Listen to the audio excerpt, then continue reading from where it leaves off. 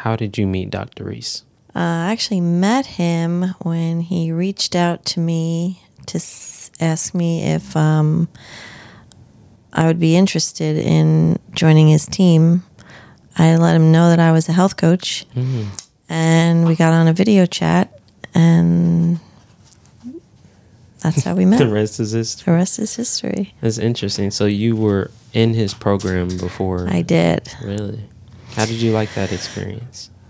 I like going through programs in order for myself to heal. I've been on a healing journey for quite a while.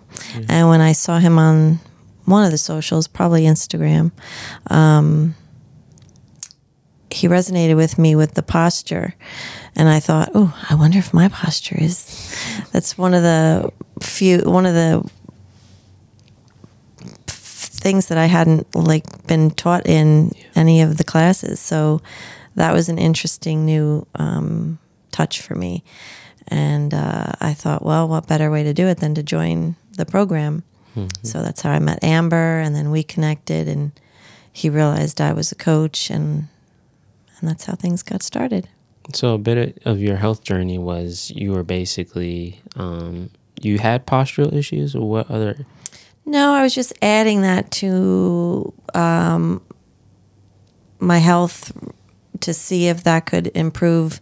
I have a lot of digestive issues, and I had to have my gallbladder removed. Wow. And I went through some time with a nutritionist, and I worked on a little bit myself, and then I just did a lot of reading, and I went through the coaching program.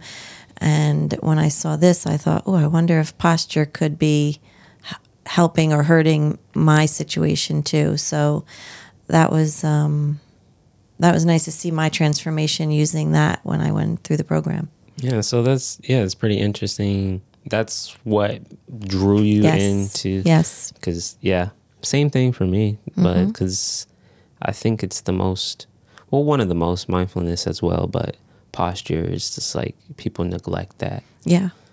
You think of posture, you think of sitting up straight. Yeah. Yeah. It's pretty interesting. And so folding into the coaching career that you're doing, how do you feel about most of his demographic being middle-aged women, pretty much? Why do you think that is, in your opinion? I heard him talk on this, and I thought, it makes sense, right? Yeah. Because we spend so much time, usually as moms or caretakers, worrying about other people so much that we kind of put ourselves last. And I think that's definitely what I did. And then you get to a point where you now have the time to focus on yourself. And when you get ready, we're ready. And when was that time for you? So it was probably, I'm 55 now. I started my journey when I was probably 40. Really? Yeah. Interesting. And that's when the whole gallbladder situation, that just, wow. So are you experiencing any type of issues? I'm pretty good now. I mean, definitely was never told about taking enzymes for the rest. Your gallbladder's taken and then they say goodbye. Yeah. And you don't think there should be some follow-up, but there should be. So that was important for me to realize, and I'm grateful for that. And now I just feel comfortable telling my kids, my family, when they're experiencing something, that there's answers to questions that they have. Absolutely. So have you noticed a difference between clients that are successful in the program and clients that aren't as successful? Yeah. You need all three components of the program to work effectively and to heal. The mindfulness is so important. In fact, I think I've done his program 3 times. Really? Just because I enjoy listening to it, I kind of gain something else. It's like reading a good book over and over. So the nutrition is obviously a key component, and the supplements. And then the exercises, right? Getting your posture, getting everything in alignment. but the mindfulness has to come in. It's what we're telling ourselves every day. It's how we treat ourselves. Yeah. Most important. I feel like that, and I talk about this a lot, like, always talk about nocebo and placebo and how you can like sabotage yourself to where you can take as much supplements as you want. You can eat as good as you want, but if you're not well in the head, then and it's unfortunate. I've seen some of those cases where it's just, you can tell the person is struggling. Yeah. And it's like one of those things where you can't really, I don't want to say like the old adage, like lead a horse to water, but it's similar to that. Like you can't show them. Yeah, they really have to, it's a self-discovery. They really have to figure it out. But his program makes it so, he facilitates it so well, where if you take it one video at a time, you really can get there. And that's why I think I've listened to it a few more times on my own, because I feel like as a coach, I can help them if they're feeling like this is not helping me, or I don't think that's what I need. Yeah. I can kind of facilitate it even more if I need to get them to really be honest with themselves. So that's pretty crazy, because you're pretty early in your coaching career with Dr. Reese, and you've already dealt with some of those cases. So it's cool to see you like develop like, you know, new strategies on how you're dealing with each person and how you can help them get to their goals. So that's just one thing that never stops to amaze me, because you started off like it's a pretty, being in Dr. Reese's program is a rabbit hole within itself, but like a coach for Dr. Reese is another rabbit hole.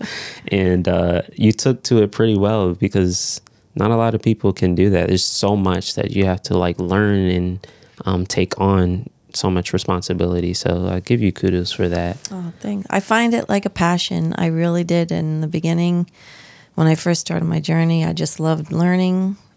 And like he says, I don't find it work. I love talking about it and helping people out. Yeah. And I feel like that's what he saw in you. That's what we're looking for. How do you feel about the doctors that are bashing him and the trolls, as he calls them? How do you feel about that situation? Does it get you angry? I think now I just sort of, with everything that goes on in this crazy world, I sort of just accept it. Like, there's going to be people that put out there things that you shouldn't say. Of course, I'm of the old school, I guess, where if you don't have something nice to say, you don't say it at all. But I don't think social media is like that. So I've become accustomed to it. Yeah. I don't think it's nice, but he does have thick skin, so I think he'll be fine. Yeah, it's amazing how, like, because they go in, like, they say the wildest things, and it doesn't seem to bother him at all. He always turns it into a joke, which is nice. Yeah. And my whole thing is, do you think he's being dramatic when he gets a security team to protect him in like public events? At first I thought that, but then I thought, I mean, you can never be too safe. Yeah, rather be safe than sorry. Yeah. It's crazy, but there have been certain instances where weird things have happened that unexpected. Yeah, it just raised a little concern. Yes. Certain individuals, you know, that's what kind of triggered him to go into that whole like security. It's more like a deterrent, but also it's like, because it could happen. Yeah. Like the bridge is pretty public. And so I think it's like better safe than sorry, like you said. And then so what about the fans? Have you ever heard of a doctor with fans? I think it's pretty funny. But I think women like to know that someone is taking care of them. And he's passionate and he knows what he's talking about, and he's helped people before. And so when they get an answer to something that they haven't been able to get an answer from someone, sometimes for over 50 years. Oh, yeah. It means a lot. Mm-hmm. Women can be very easy to please. Just gotta do the right thing. Yeah.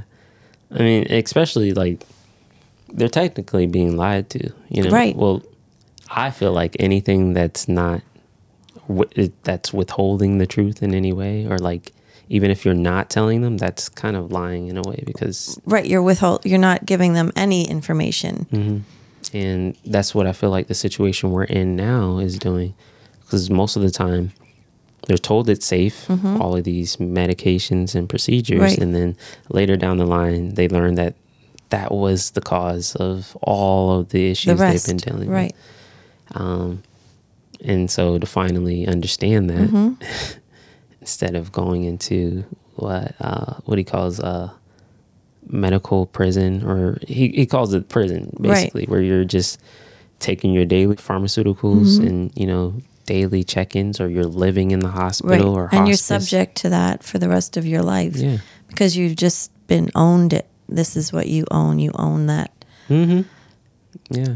And what's even crazier is that you've heard the claim that people are like living longer than ever, but it's like, are they really living? Yeah. I mean, I don't think I've seen, you know, I've dealt with several relatives that are just basically suffering. You know, they're not eating any better. They're not doing anything. Right. The doctor's not really recommending or right. urging them or encouraging them to eat better. But they're just kind of in that same routine, taking medicine, dealing with pains. Yeah. And just any type of illness, can't do anything for themselves. And I'm like, this is our demographic of living this longer. Is not health. Yeah. Right. It's not. It's just seems like it's just like a subscription at the end of the day. And like, they're just taking, it's like money, like a money machine, yeah. Cash cow. You know, oh, you need this medication. This medication helps with that side effect and that, yeah. Side effect. Yeah, I think it's crazy now. And what did you think about when he got canceled on TikTok? Do you think this is like the start of? I really couldn't believe it. I had to check it out for myself. I really had to go on a few times and find him, and thought, I guess they just did that. Yeah. You think this is like only the beginning? I don't want to say that. I mean, I just don't want to think that. I guess I'm living in the moment thinking, well, he's got a couple of other socials that he's on, and he's creating his website, which people are free to go to. So that's great. I'm just going to stick with that because he's got to send out his message. Yeah. Yeah. But what about you? Have you ever thought of like starting your own health page, like a coach page? And I did, and it was a lot of work. And the amount of work you do, I was not, you can't do it alone. Mm-hmm. And I do have a big family, and that's important for me. And so when I decided, wait, maybe I could be of help to someone else, and this happened, I thought this is the perfect opportunity, because it is a lot to create your own. I tried. That is all the questions I have, and I think this was a pretty awesome interview. Thanks for your time. Thanks for going easy on me. Yeah, I tried. I hope, you can visit again. Hope to speak to you again, and thank you for making the time to come all the way here. Thank you. It's an easy ride. I'll be back. Jumpstart your head-to-toe healing journey with the Dr. Reese book trilogy.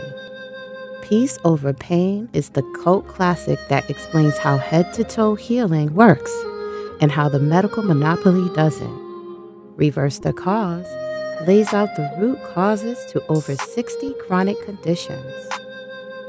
And Dinner with Dr. Reese is a unique cookbook that contains 100 recipes without the destructive poor 4 foods. Together, all 3 books set you on a path to head-to-toe healing. Get yours today on Amazon, Audible, or peaceoverpain.com. Also, if you'd like to ask a question, tune in every Tuesday at 6 p.m. Eastern for Dr. Reese Live.